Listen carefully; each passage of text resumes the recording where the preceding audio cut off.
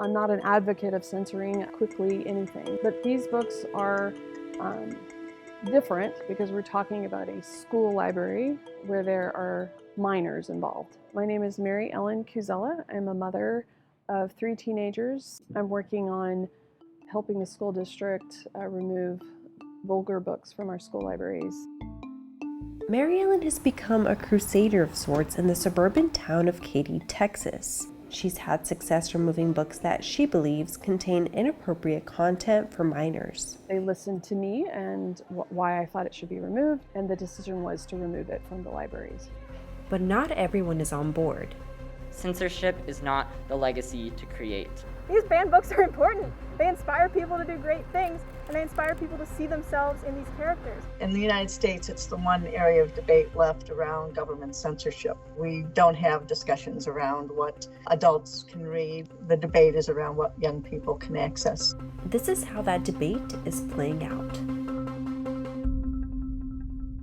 All kinds of people are degraded in this book.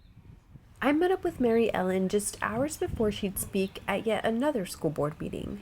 She brought some books along.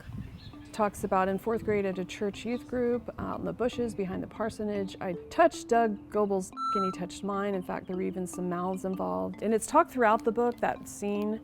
Let me tell you, nobody gives about you. Nobody thinks about you. You ain't got no friends. You ain't got nobody who gives about you.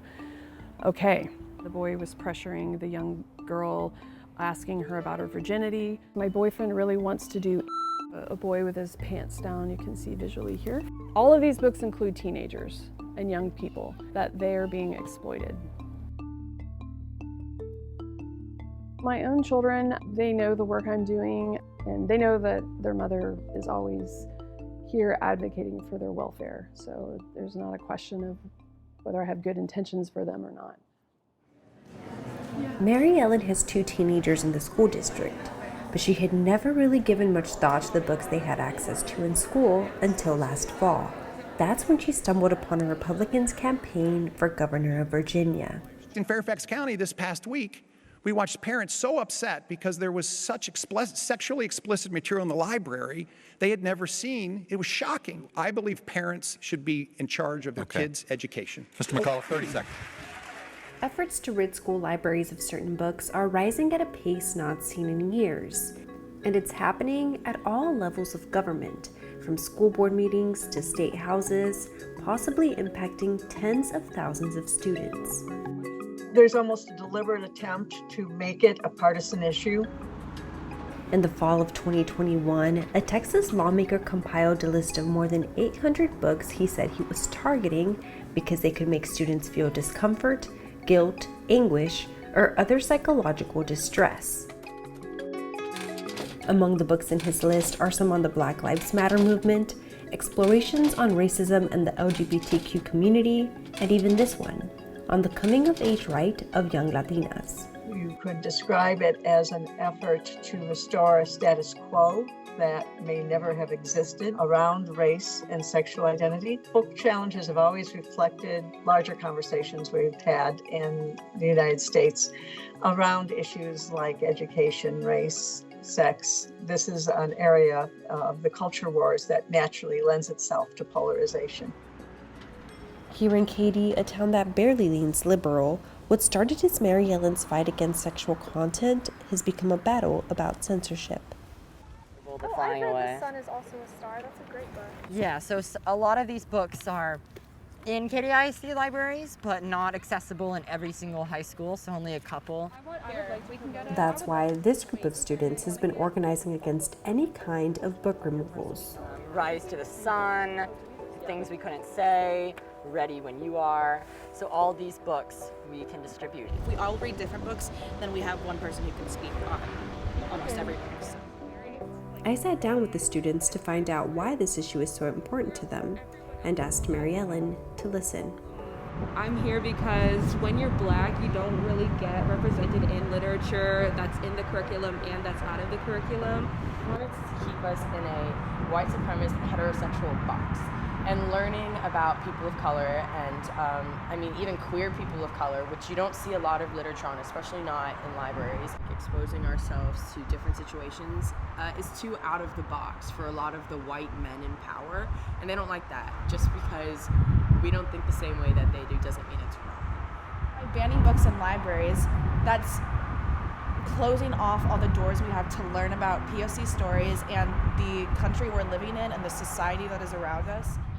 So, great point. Yeah, you should be able to read about all different perspectives, all different viewpoints of all different kinds of people. I completely agree with that. If you do want to read any of these books that are removed, I just checked them out at the Harris County Library. Certainly wouldn't recommend them. And I would challenge these authors and ask them, why did the author choose to use so much sexual graphic detail?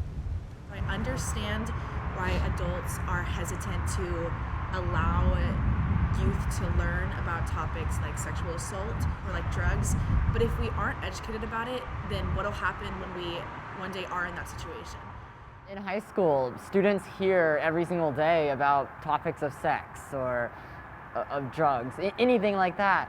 If they hear about that every single day, but they can't see it from an actual educational perspective, then how are they going to be prepared to be successful in society? These books I would never recommend as a source to learn about sex. They're meant to entertain, and in my mind, they're degrading. But these are not the antidote for sexual education for teens. We call for access to the knowledge education has promised us, and the constitutional freedom to decide what to do with that knowledge for ourselves. They cannot remove books simply because they dislike the ideas contained within. I relied on having access to LGBTQ internet content, films, and literature when I was younger, and learning who I was and becoming who I needed to be. Don't take the right away from those kids who only feel that their platform is to read those books in school. Removing vulgar books is not about canceling someone's walk in life, about hating LGBTQ people. Do you think that there is a winner in this battle? Or that there will be one? I think we both win because there's still books in the library that relate to all different kinds of opinions and thoughts and ideas. They're still there.